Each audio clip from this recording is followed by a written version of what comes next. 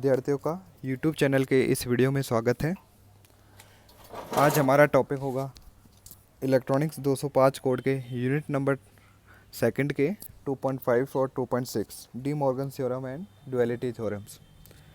तो थ्योरम से पहले हमने बूलियन अलजेब्रा में बूलियन कांस्टेंट के बारे में पढ़ा था, बूलियन पोस्टुलेट और लॉज ऑफ बूलियन अलजेब्रा, उसके डिफरेंट जो लॉज है हमने बूलियन अलजेब्रा के वो पढ़े थे।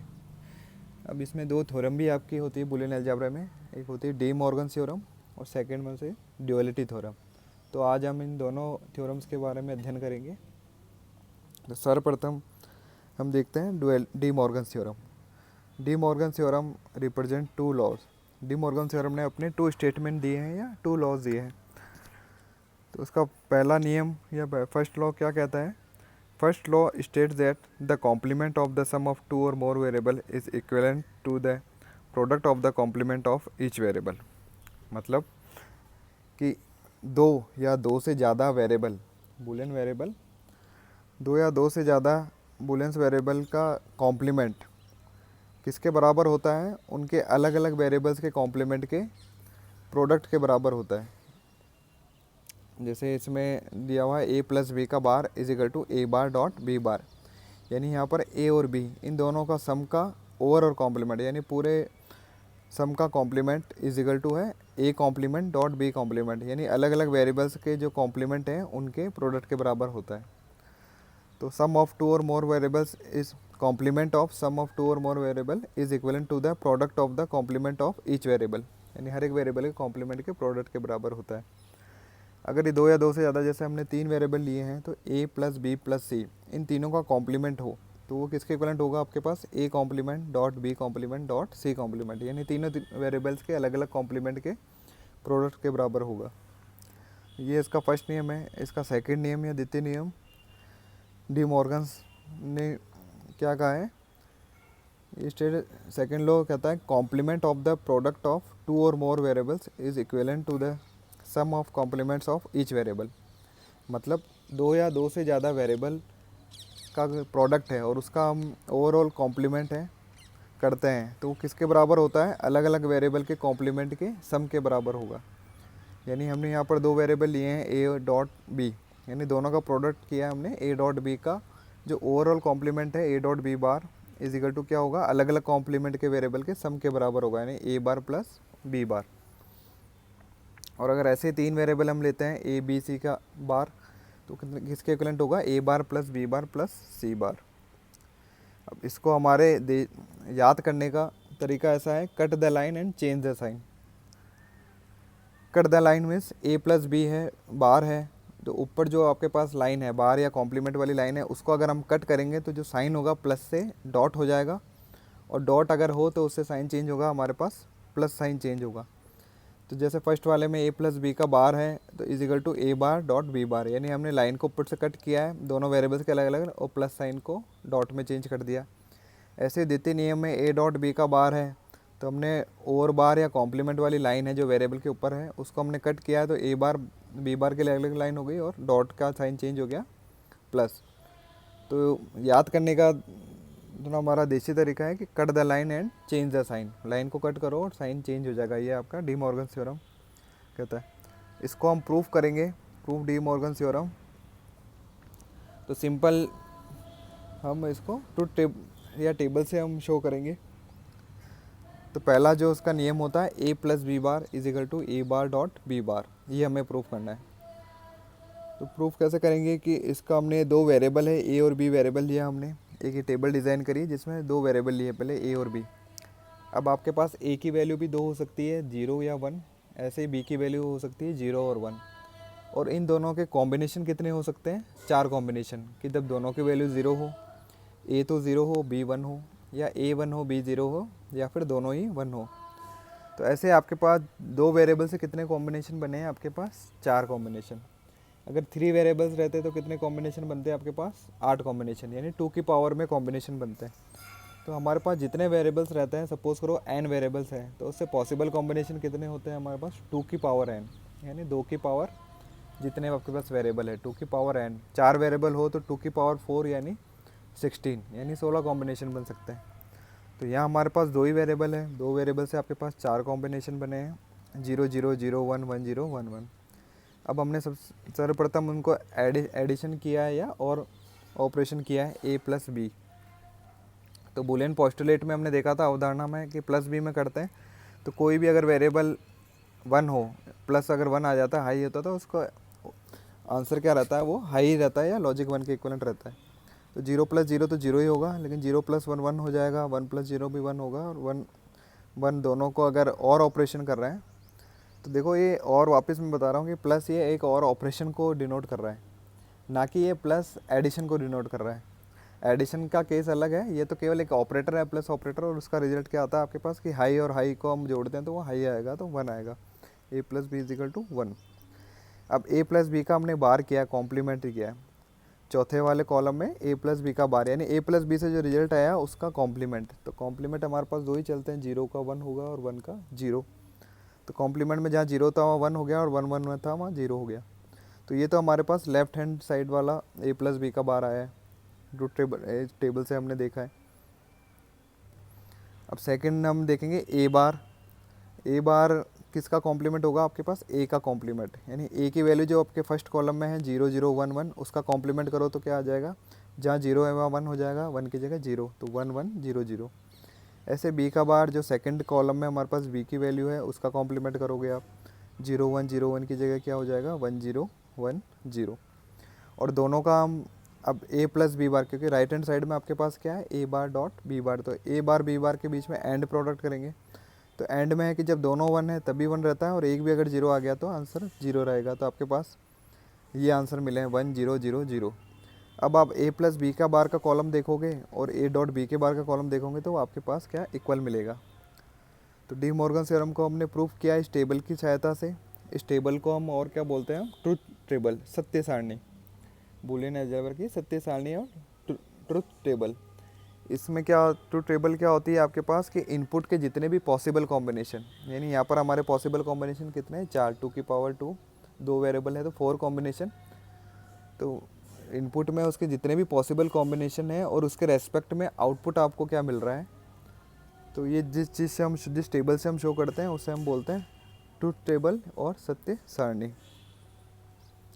ऐसे ही सेकंड को भी हमने टेबल के द्वारा सिंप्लीफाई किया। तो ये टॉपिक आपका लास्ट जो टॉपिक है 2.7 सिंप्लीफिकेशन या बूलियन अलजेब्रा को प्रूव करना है यूजिंग ट्रुथ टेबल। तो उसका भी एक एग्जांपल है ये। अब a dot B bar is equal to a bar plus B bar. इस सेकंड हमें नियम डी मॉर्गन थ्योरम के सेकंड लॉ को हमें प्रूफ करना है। तो हमने वापस a और b से चार कॉम्बिनेशन लिए, 0 0 0 1 1 0 1 1। ए पहले सर्वप्रथम a डॉट b किया, यानी a और b के बीच में एंड प्रोडक्ट किया है। तो एंड प्रोडक्ट में 0 डॉट 0 0 ही होगा, यानी कोई भी एक 0 अगर मल्टीप्लाई हो रहा तो 0 ही होगा, और जब दोनों a और b 1 1 होंगे तो आंसर क्या आएगा आपके पास, 1 आएगा। उसका कॉम्प्लीमेंट लिया, उसके बाद हमने a डॉट b के बार, यानी जहाँ a डॉट b 0 0 था वहाँ तो 1 1 हो गया, और जहाँ 1 था उसकी वैल्यू 0 हो गई। राइट हैंड साइड को सॉल्व करने के लिए हमने a बार और b बार दो वैल्यू ली। a बार क्या होगा, जो फर्स्ट कॉलम है a उसका कॉम्प्लीमेंट, यानी जहाँ a की वैल्यू 0 है वहाँ तो 1, जहाँ 1 थी उसकी वैल्यू 0, तो a बार क्या आ जाएगा 1 1 0 0। ऐसे b बार जो सेकंड कॉलम में b उसका कॉम्प्लीमेंट, तो 0 0 1 0 1 का कॉम्प्लीमेंट क्या हो जाएगा 1 0 1 0। और a बार प्लस b बार है। अब a बार प्लस b बार इन दोनों के बीच में हमने और प्रोडक्ट किया है। और प्रोडक्ट में क्या होगा, 1 प्लस 1 इज इक्वल टू, और प्रोडक्ट का इक्वलेंट कितना था 1 के ही, 1 प्लस 0 भी 1 के, 0 प्लस 1 1, और जब दोनों ही 0 है तब वैल्यू क्या रहेगी 0। और हम टेबल से देखते हैं a डॉट बी बार और a bar plus B bar, ये दोनों क्या होंगे आपके पास इक्वल ही आएगी, 1 1 1 0 1 1 1 0। तो ये हमने डी मॉर्गन थ्योरम को प्रूव भी किया है कि जो स्टेटमेंट ये दे रहा है वो एकदम सही है। तो ये स्टेटमेंट भी आपके बूलियन एक्सप्रेशन या कोई भी बूलियन, आगे हमारे पास एक्सप्रेशन या सॉल्व करेंगे हम सर्किट, उसका एक्सप्रेशन मिलेगा, तो उसको सॉल्व करने के लिए काफ़ी यूज़फुल है। तो ये दोनों थ्योरम से भी हमें याद रहने चाहिए, डी मॉर्गन थ्योरम के दोनों जो नियम है वो हमें याद रहने चाहिए बूलियंस लॉज के साथ साथ। अब दूसरी थ्योरम आती है आपके पास डुअलिटी थ्योरम। डुअलिटी थ्योरम क्या स्टेट्स कहता है, the duality theorem states that once a theorem or statement is proved the dual of the same is also true, this is called principle of duality. तो इसका कहने का मतलब है कोई भी जो बूलियन नियम है, हमने पढ़े थे लॉज ऑफ बूलियन, अगर वो, क्योंकि लॉज वो ऑलरेडी सिद्ध है, बन चुके हैं, और जो थ्योरम स्टेटमेंट, जैसे हमने ऊपर अभी डी मॉर्गन थ्योरम में भी स्टेटमेंट देखा था, A plus B bar is equal to A bar by B bar, या कोई भी एक्सप्रेशन या कोई भी स्टेटमेंट हुआ है, कोई भी लॉ जो एक बार प्रूफ हो चुकी है कि भाई सही है, तो उसका अगर डुअल हम लेते हैं, अब डुअल कैसे लेंगे वो मैं हम आगे बताएंगे कि उसका डुअल हम कैसे बनाते हैं। तो कहते हैं कि एक बार अगर कोई भी लॉ या स्टेटमेंट अगर प्रूफ हो चुका है तो उसका डुअल भी हमेशा ही सही होगा, यानी कोई थ्योरम अगर सही है तो उसका डुअल भी हम लेंगे तो वो हमेशा क्या होगा, सही होगा।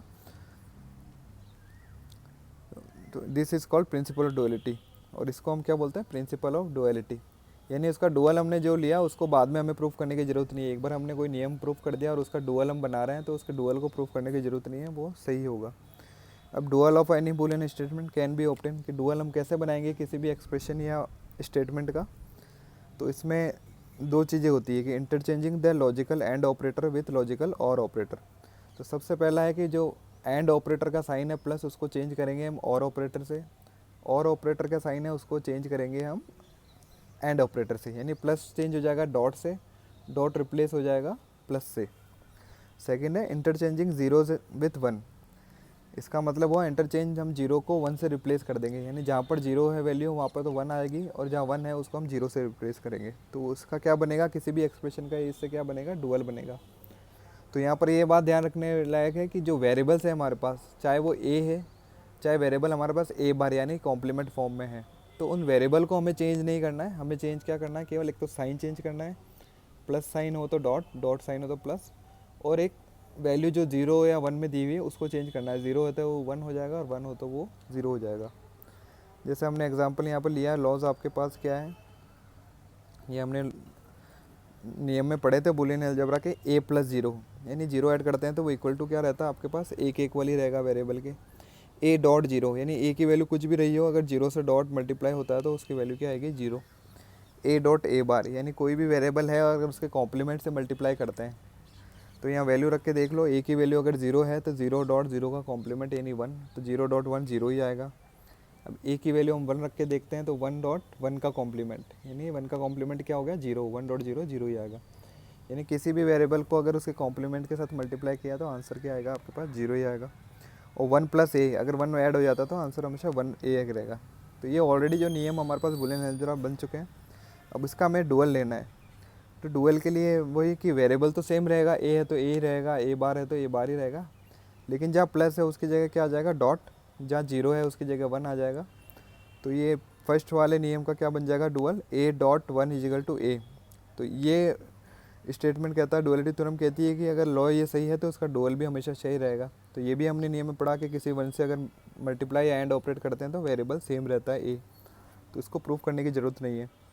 ऐसे A dot zero equal to zero था सेकंड, तो डॉट की जगह हमने प्लस करेंगे, ज़ीरो की जगह वन करेंगे, तो A plus one is equal to one. तो ये भी हमें नियम पता है कि A plus one is equal to one, क्योंकि चौथे लॉ भी हमें, लॉ में अगर चौथा पॉइंट देखोगे तो वो हमें यही कह रहा है, ए प्लस वन अगर लॉजिक हाई करते हैं ना वन, यानी इसको हमें प्रूफ करने की ज़रूरत नहीं है। ऐसे A dot A bar is equal to अगर ज़ीरो आता है तो डॉट की जगह प्लस करेंगे तो हम A plus A bar is equal to, यहाँ जीरो की जगह डुअल क्या हो जाएगा, वन, यानी कोई भी वेरिएबल हो उसका कॉम्प्लीमेंट के साथ हम ऐड करते हैं तो हमेशा आंसर क्या रहेगा आपके पास, वन। तो ये भी है, हमने लॉज में पढ़ा था, और लॉ में पढ़ा, और लॉज में पढ़ा था हमने, इसको प्रूफ करने की ज़रूरत नहीं है। ऐसे चौथा नियम जो कहता है आपके पास one plus A is equal to one, तो वन की जगह जीरो रिप्लेस करेंगे, प्लस की जगह डॉट, तो zero dot A is equal to zero, यानी ए को ज़ीरो से मल्टीप्लाई करेंगे ज़ीरो आएगा। ये हमने जो लॉ वाले में सेकंड वाला स्टेटमेंट है, A dot zero equal to zero, तो सेम वही स्टेटमेंट है। तो कहने का मतलब यही है कि कोई भी अगर लॉ है या स्टेटमेंट हो या कोई भी एक्सप्रेशन हमें दिया हुआ है और उसे हमें अगर डुअल निकालना है, तो वो अगर एक्सप्रेशन हमने प्रूव कर दिया कि हाँ भाई ठीक है एक्सप्रेशन, या नॉर्मली भी आपको कोई स्टेटमेंट दिया हुआ है उसका हमें डुअल निकालना है, तो डुअल निकालने के यही तरीके हैं, डॉट को प्लस कर दो, प्लस को डॉट कर दो, जीरो को वन कर दो और वन को जीरो से रिप्लेस कर दो।